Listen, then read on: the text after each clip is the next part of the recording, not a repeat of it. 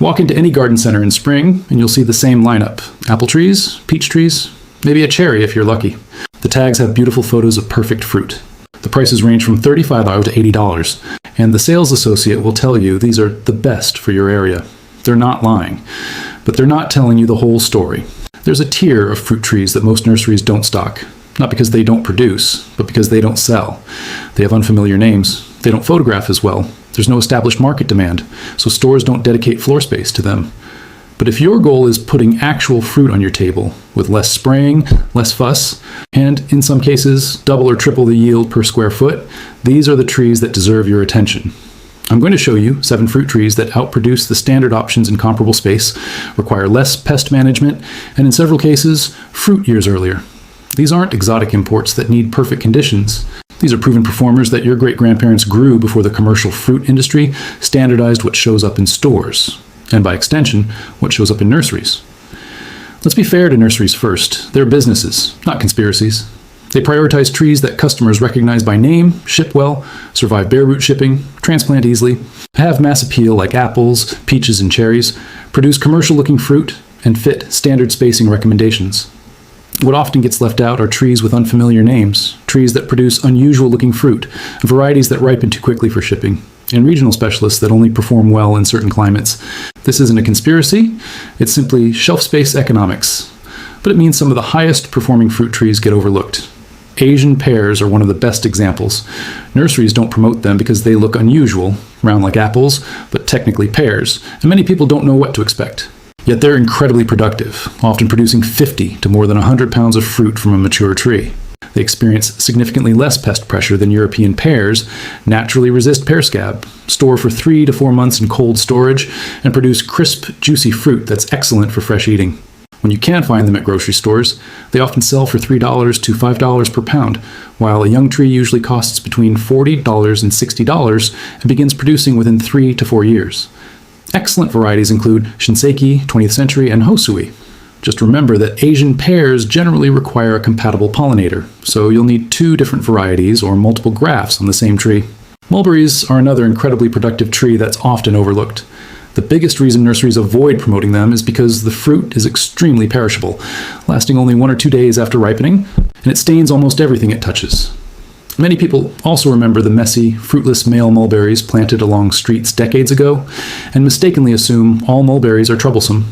In reality, a mature mulberry tree can produce between 100 and 200 pounds of fruit each season, making it one of the highest yielding trees you can grow. It fruits continuously for 4 to 6 weeks, requires virtually no spraying, tolerates drought extremely well once established, and produces sweet berries with a flavor similar to raspberries. Since the fruit isn't commercially available, you won't usually find it in stores. Trees typically cost between $25 and $45 and often begin producing within 2 to 3 years, sometimes even during their first season. Illinois Everbearing, Pakistan, and Dwarf. Everbearing are all excellent varieties. The fruit is delicious fresh, blended into smoothies, made into jam, frozen for later use, or even turned into homemade wine. The only real precaution is to plant the tree away from patios and driveways because ripe berries can permanently stain concrete. Pawpaw is another remarkable fruit that deserves much more attention. Although it's native to North America, it has a tropical appearance and tastes like a blend of banana and mango with a rich custard-like texture. Its biggest disadvantage is an extremely short shelf life of only a few days, which makes it almost impossible to market commercially. For home gardeners, however, it's an outstanding choice. Mature trees commonly produce between 30 and 60 pounds of fruit, experience almost no pest problems thanks to their natural resistance, suffer very few diseases, and are rarely bothered by deer. Unlike most fruit trees, pawpaws even tolerate partial shade, while still producing a respectable harvest. When available at farmers markets, pawpaws often sell for $8 to $12 per pound. Young grafted trees generally cost $35 to $50 and begin producing after 4 to 6 years. Popular varieties include Shenandoah, Susquehanna, and Potomac, all suitable for zones 5 through 9. One important thing to remember is that pawpaws need 2 genetically different trees for proper pollination. And because the fruit ripens over only a few weeks in September, you'll need to eat it fresh or process it quickly before it spoils. Jujube is one of the most underrated fruit trees you can grow simply because most Americans have never heard of it. The fruit resembles a small date, and because there's very little cultural familiarity with it, nurseries rarely give it much shelf space. Yet it's one of the easiest and most productive fruit trees available. A mature jujube tree can produce anywhere from 40 to 100 pounds of fruit while requiring almost no pest control. It's among the most drought-tolerant fruit trees, surviving on as little as 15 inches of annual rainfall once established. Another major advantage is that it flowers in June, helping it avoid damage from late spring frosts. The fruit is versatile as well. It can be eaten fresh with a crisp, apple-like texture or dried until it resembles dates. Dried jujubes often sell for $6 to $10 per pound, while a tree usually costs between $40 and $60 and begins producing in just 2 to 4 years. Excellent varieties include Lee, Lang, and sugarcane. It's especially well suited for zones 6 through 10 and makes an outstanding choice for gardeners in hot, dry climates who want a low-maintenance orchard. Quince is another forgotten fruit that deserves much more attention. Most nurseries don't promote it because you can't simply pick the fruit and eat it fresh. It's firm, tart, and highly astringent until cooked. Because of that, many people never discover how incredible quince becomes in the kitchen. A mature tree can produce between 50 and 80 pounds of fruit, while experiencing far fewer pest problems than apples or pears. Unlike many fruit trees, quince is self-fertile, so you only need one tree to enjoy a harvest. In spring, it also produces beautiful ornamental flowers that make it an attractive landscape tree. Quince is perfect for making preserves, jelly, membrillo, baked desserts, and slow-cooked dishes.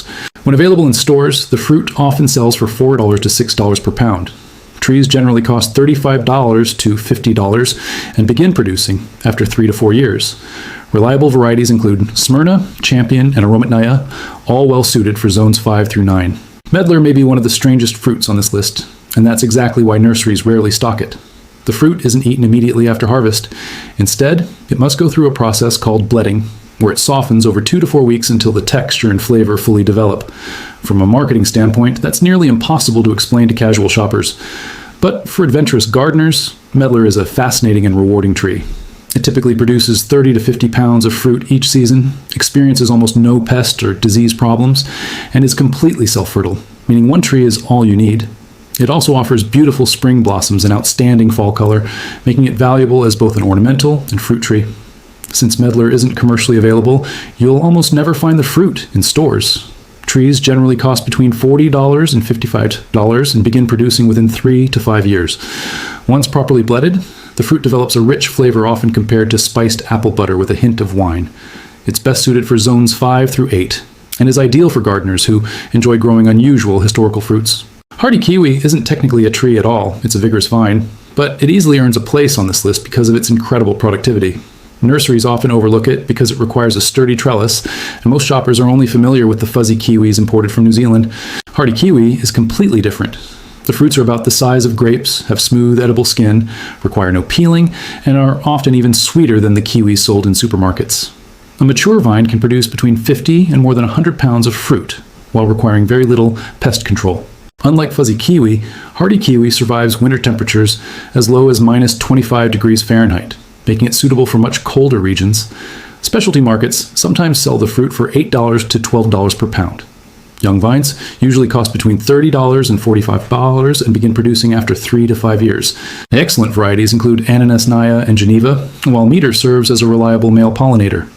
Another option is Isai, which is self-fertile. Hardy kiwi grows well in zones 4 through 9, but does require a strong trellis and a little patience before rewarding you with years of abundant harvests.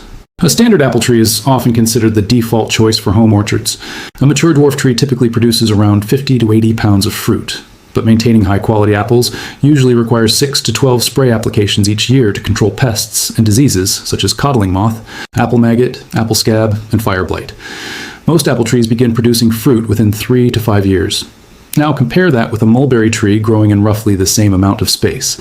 A mature mulberry can produce anywhere from 100 to 200 pounds of fruit, requires virtually no spraying, begins producing in only 2 to 3 years, and experiences almost no significant pest pressure. Apples remain an excellent choice because they're familiar, store well for long periods, and can be used in countless recipes. Mulberries, however, offer much higher yields with far less maintenance. Both are worthwhile options. But while nurseries may stock dozens of apple varieties, they often carry only one mulberry, if they carry one at all. So how should you decide? These lesser-known fruit trees are ideal if you want lower maintenance, fewer chemical sprays, and maximum production from limited space. They're also a great choice if you're willing to learn how to preserve or process fruits that may not last long after harvest, and if you're more interested in heavy yields than growing the same fruits everyone else has. Traditional fruit trees still make sense if your family prefers familiar fruits, if you want produce that stores well for months, if you rely on widely available recipes, or if you plan to sell your harvest, since customers naturally recognize apples, peaches, and similar fruits. Of course, you don't have to choose one approach or the other. A balanced orchard can include 2 or 3 traditional fruit trees for dependable favorites, while adding 1 or 2 of these lesser-known varieties for diversity, higher production, and a little adventure. Finding these trees may require looking beyond your local big box garden center. Many specialty online nurseries focus on unusual fruit trees, and local botanical gardens often host seasonal fruit tree sales featuring unique varieties. Rare fruit grower societies, which exist in many regions, are another excellent source of both plants and expert advice. Local scion exchanges can also help you discover varieties that aren't available through commercial retailers. The surprising part is that these unusual trees often cost no more than standard fruit trees. A typical apple tree from a big box store might cost between $40 and $60, while specialty nursery trees like mulberries or pawpaws often range from $35 to $50. In many cases, you're actually paying less for a tree that produces more fruit and requires far less maintenance. The biggest lesson is simple. Nurseries stock what customers already know and what sells quickly, not necessarily what performs best in a home garden. Many of the trees we've covered today regularly outproduce traditional fruit trees, require fewer pesticides and chemical treatments, begin bearing fruit earlier, and often cost the same, or even less. What they ask from you instead is a little curiosity. You'll need to be open to trying new flavors, learning a few food preservation techniques because some fruits don't store fresh for long, and understanding growing habits that may differ from the standard apple or peach tree. The next time you visit a nursery and someone automatically points you toward the apples and peaches, ask whether they carry Asian pears, pawpaws, or jujubes. Chances are they probably don't. That isn't because these trees don't perform well. It's because the commercial fruit industry spent decades shaping consumer expectations around familiar fruits like red delicious apples and Georgia peaches, and nurseries naturally followed that demand. But you're not running a commercial orchard. You're growing food for your family. And the fruit trees that produce the most food with the least amount of work deserve a place in your yard, even if they never earned a place on the nursery shelf. If you're thinking about planting one of these unique fruit trees, leave a comment sharing which variety interests you most, what growing zone you live in, and whether you've ever grown any unusual fruit trees before. And don't forget to subscribe, because next week we'll explore how to graft 4 different apple varieties onto a single tree, and why many nurseries would rather sell you 4 separate trees instead. Let's plant something interesting